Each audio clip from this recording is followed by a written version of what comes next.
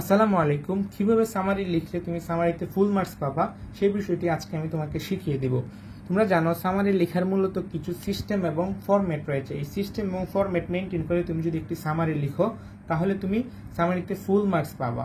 কিন্তু দুঃখের বিষয় অনেকে এই সিস্টেম এবং ফরম্যাট না জানা থাকার কারণে অনেক বেশি লিখেও সামারিতে আশানুরূপ মার্কস পাও না। সো আজকে আমি তোমাদেরকে শুধুমাত্র একটি সামারি দেখিয়ে দিব, যে সামারি লেখার শিকার মাধ্যমে তুমি পৃথিবীর সমস্ত সামারি লিখতে পারবা এবং 10-এ 10 পাবা। তো সামারি লেখার নিয়মের মধ্যে আমি মোট 7টি পয়েন্ট নিয়েছি। 7টি পয়েন্টের মধ্যে প্রথম পয়েন্ট হচ্ছে সামারিটা লিখতে হবে 5টি বাক্যে। অনেকে 1-1.5 পৃষ্ঠা লিখো, সামারি পেজিস থেকে লিখতে হয়, অনেকে পেজিসটাই ফুল তুলে দাও। এরকম করলে হবে না, সামারিতে তুমি জাস্ট 5টি বাক্য লিখবা। 2, একটি প্যারাগ্রাফ আকারে লিখতে হবে। প্যারাগ্রাফ যেভাবে লিখে এইভাবে লিখবা, খণ্ডাংশে লিখবা না, একটা প্যারাগ্রাফ আকারে লিখবা। প্যাসেজ, যে প্যাসেজটা তোমাকে দেয়া থাকবে সামারির জন্য সেই প্যাসেজের 1/3 অর্থাৎ 1/3 লিখবা। 4 নাম্বার, বিবৃতিমূলক বাক্য অর্থাৎ অ্যাসার্টিভ সেন্টেন্স ব্যবহার করবে সামারিতে, অর্থাৎ কোনো উদাহরণ, কোয়েশ্চেন এগুলো হবে না, ইন্টারগেটিভ সেন্টেন্স কিংবা ইম্পারেটিভ সেন্টেন্স এগুলো কোনো কিছু হবে না। অ্যাসার্টিভ সেন্টেন্সে সামারি লিখতে হবে। উদাহরণ প্রশ্ন হবে না, কোনো উদাহরণ দিতে পারবা না, কোয়েশ্চেন বলে কোনো কিছু লিখতে পারবা না। 6 নাম্বার, নিজের ভাষায় শুরু করতে হবে, মানে তুমি তোমার নিজের ভাষায় লিখবা। নিজের ভাষায় এই 5টি বাক্য লিখবে। এই যে 5টি বাক্য লিখতে হবে কি ভাষায়? নিজের ভাষায়। এটা পেসেজটা দিল, তুমি পেসেজটা কপি করে ফেললা, তাহলে কিন্তু হলো না। আসলে তুমি নিজের ভাষায় শুরু করবা পেজেস থেকে। 7 নাম্বার, পেজেস থেকে হুবহু লেখা যাবে না। পেজেস থেকে তুমি নিবা না যে এরকম না, পেজেস থেকে অবশ্যই নিবা, কিন্তু ফুল পেজেস যে হুবহু কপি সেটা কিন্তু ভুলে করা যাবে না। সো এই 7টা পয়েন্ট মাথায় রেখে কিন্তু তোমাকে একটা সামারি লিখতে হবে। সো তোমাদের সুবিধার জন্য আমি একটি সামারি লেখার উদাহরণ কিন্তু তৈরি করেছি। এইখানে মোট 7টি পয়েন্টই বিদ্যমান এবং এই 7টি পয়েন্ট মাথায় রেখে কিন্তু এই সামারিটা লেখা হয়েছে। সো দেখো, তোমরা জাস্ট এই সামারিটা ফলো করবা, ফলো করে জাস্ট পরীক্ষার খাতায় লিখে দিয়ে আসবা। চোখ বন্ধ করে তুমি যদি এই সিস্টেমটা ফলো করে যদি সামারি লিখতে পারো, তোমাকে টিচার্স ফুল মার্কস দিবে। সো দেখো, প্রথমে কি লিখবে একটু লক্ষ্য করো। The passage is mainly written about the famous বা গ্রেটেস্ট যে কোনো একটা দিবা। এখানে দেখো আমি কি লিখেছি, writer, noblest, scientist, dramatist, poet, president, humanitarian, অর্থাৎ এখানে কিন্তু অবলিক দিয়েছি। তোমার যে পেসেজটা কোয়েশ্চেনে দেওয়া থাকবে সেই পেসেজটা যদি কোনো রাইটারের পেসেজ হয়ে থাকে, হুমায়ুন আহমেদ, হুমায়ুন আহমেদের হলো, তাহলে তুমি রাইটার লিখবা। নোবেলিস্ট কোনো ঔপন্যাসিকের হলো, তখন তুমি নোবেলিস্ট লিখবা। সায়েন্টিস্ট কোনো বিজ্ঞানীর হলো, তখন তুমি বিজ্ঞানীর লিখবা। ড্রামাটিস্ট কোনো নাট্যকারের হলো, তখন তুমি নাট্যকারের লিখবা। পোয়েট কোনো কবির হলো, কাজী নজরুল ইসলাম কিংবা অন্য কোনো কবির হলো, তখন তুমি পোয়েট লিখবা। প্রেসিডেন্ট কোনো রাষ্ট্রপতির হলো, রাষ্ট্রপতি লিখবা। আর হিউম্যানিটেরিয়ান অর্থাৎ মানবতাবাদী ব্যক্তিত্ব, অর্থাৎ যারা মানে মানুষের জন্য কাজ করেছেন, মানবতার জন্য কাজ করেছেন, তারা যদি কেউ হয়ে থাকেন তখন তুমি হিউম্যানিটেরিয়ান হবা, হিউম্যানিটেরিয়ান লিখবা। মানে মাদার তেরেসা আসলো, তখন তুমি হিউম্যানিটেরিয়ান দিবা। তারপরে এইভাবে গ্রেটেস্ট যে কোনো একটা লিখার পর ব্যক্তির নামটা লিখবে। ব্যক্তির নামটা কোথা থেকে লিখবা? পেসেজ থেকে হুবহু লিখবা না, কিন্তু যেগুলো দরকারি ইনফরমেশন সেগুলো কিন্তু তোমাকে পেসেজ থেকে লিখতেই হবে। সো এটা হচ্ছে ব্যক্তির নামটা তুমি পেসেজ থেকে লিখবে। তারপরে হি/শি, মানে পেসেজের যিনি থাকবেন তিনি যদি পুরুষ হন তাহলে হি, যদি মহিলা হন তাহলে শি।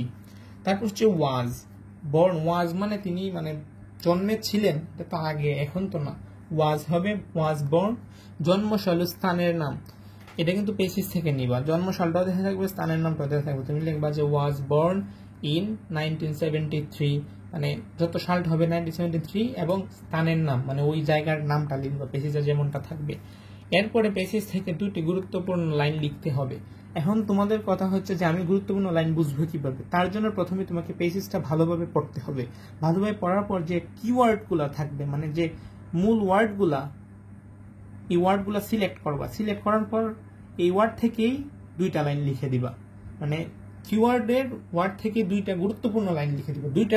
2 লাইনের বেশি কিন্তু লেখা যাবে না। আমি আগেই বলছি 5টি বাক্যের বেশি কিন্তু সামারি লেখা যাবে না, বেশি লেখা যাবে না। তুমি ফরম্যাট অনুযায়ী, সিস্টেম অনুযায়ী লিখবা। এখানে 2টা গুরুত্বপূর্ণ লাইন লিখে ফেলবা পেসেজ থেকে। লিখার পর এটা কিন্তু আলাদা আলাদা হবে, মানে এক এক পেসেজের জন্য এক এক রকম, এটা কিন্তু সব ক্ষেত্রে সেম হবে না। আবার লাস্টে যে লাইনগুলো লিখেছি এগুলো আবার সব ক্ষেত্রে same. We here learned a lot of things by reading the passage and should try to apply his বা হার। হিজ হচ্ছে পুরুষ, হার হচ্ছে নারী, মানে প্যাসেজটা যার উপর ভিত্তি করে লেখা হয়েছে তিনি যদি পুরুষ হন হিজ, নারী হলে হার। আইডিয়াল, আদর্শ ইন আওয়ার প্র্যাকটিক্যাল লাইফ, অর্থাৎ এখানে কি বলছে দেখো, উই হ্যাভ লার্ন, আমরা এখান থেকে শিখেছি এ লট অফ থিংস, অনেক জিনিস, বাই রিডিং দ্য প্যাসেজ, এই প্যাসেজটা পড়ার মাধ্যমে, এবং শুড ট্রাই, আমাদের উচিত ট্রাই করা, টু অ্যাপ্লাই হিজ বা her ideal in our practical life, অর্থাৎ তার আদর্শ আমাদের প্র্যাকটিক্যাল লাইফে মানে ব্যক্তিগত জীবনে আমাদের অ্যাপ্লাই করা উচিত। সো এটা ছিল মূলত সামারি লেখার আসল ফরম্যাট এবং সিস্টেম।